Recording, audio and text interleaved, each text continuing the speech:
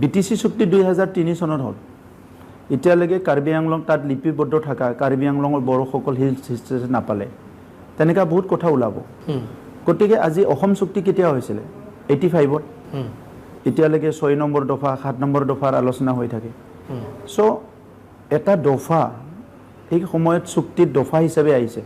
আৰু এই দফাটো কিমান ডিসকাশন ডিবেট আলোচনা বিলোচনা কৰি এই দফাটো আনিছিলে সেই সময়ৰ সংগ্ৰামীসকলেহে জানে সেই সংগ্ৰামীসকলে নিজৰ জাতি প্ৰেমৰ কাৰণে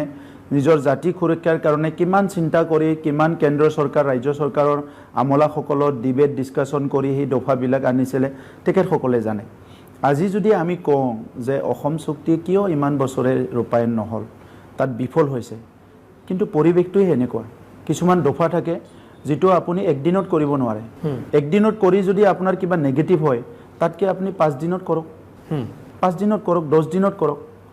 ভাৰতখন স্বাধীন হল 1947 চনত তাৰ পিছত কেইবছৰ পিছতে আজি কাশ্মীৰৰ কিমান ডাঙৰ এটা সমস্যা কাশ্মীৰটো মানে পাকিস্তানৰ লগত যাব লাগে এনেক্স হ'ব লাগে কিমান হাজাৰ হাজাৰ মানুহ মৰি গল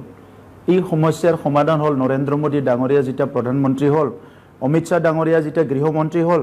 আৰ্টিকল 372 গুচাই পেলাই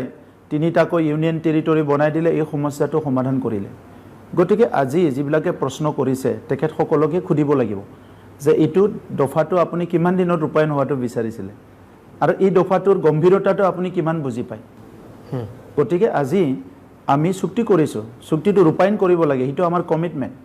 আজি কৰোনা কালি কৰো আমি যথেষ্ট সময় দিব লাগিব গতিকে এই কাৰণে জুনে কৈছে তেখেতেও জানে কথাটো কিন্তু পলিটিক্যাল কাৰণত তেখেতে প্ৰশ্নটো খুদিছে বা কৈছে ৰূপায়ণ 1993 আমাৰ বিএসসি চুক্তি হল ভালকে ৰূপায়ণ নোহাৰ কাৰণে ৰিজেক্ট কৰিলে 2003 বিটিসি চুক্তি হল কিছুমান সমস্যা ৰৈ গল এনডিবি বাহিৰত আছিল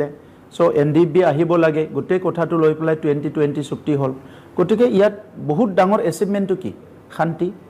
বহুত ডাঙৰ এচিভমেন্টটো কি বেআইনী অস্ত্ৰ মুক্ত সমাজ এটা পালো বহুত ডাঙৰ এচিভমেন্টটো কি 30-40 বছৰৰ ঘাও জখম আজি লাহে লাহে দূৰ হৈ গল সো এইবিলাক এচিভমেন্ট নহয় জানো গতিকে যিবিলাক দফা হোৱা নাই লাহে লাহে হৈ থাকিব ইটো নেশনৰ পলিসি ওপৰতো নিৰ্ভৰ কৰিব ৰিজনাল পলিসিৰ ওপৰতো নিৰ্ভৰ কৰিব আৰু পৰিৱেশৰ ওপৰতো নিৰ্ভৰ কৰিব